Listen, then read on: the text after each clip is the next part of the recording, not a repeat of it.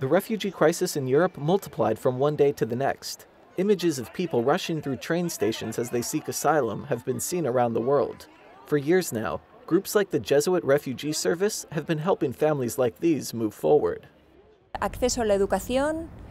We provide access to education and also psychological help because many of these refugees have mental traumas from war. We also have a service for victims of torture and legal assistance to help them go through the asylum process. Amaya Valcarcel works in Rome's Jesuit Refugee Service. She says it's a misconception to describe these people as migrants seeking economic profit. First and foremost, she says, they're refugees. They are refugees who are escaping from armed conflicts, persecution, and violence.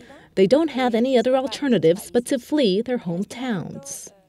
The journey through land and sea is dangerous, for some, even life-threatening. Valcarcel says European countries should give out humanitarian visas before, so that refugees can go from one point to the other safely. Another critical point, she says, is having countries within the European Union commit to receiving a certain number of refugees, depending on their capabilities. We see how countries are closing their borders, or they've decided they are not going to let people pass through. This is a violation of the 1951 Geneva Convention.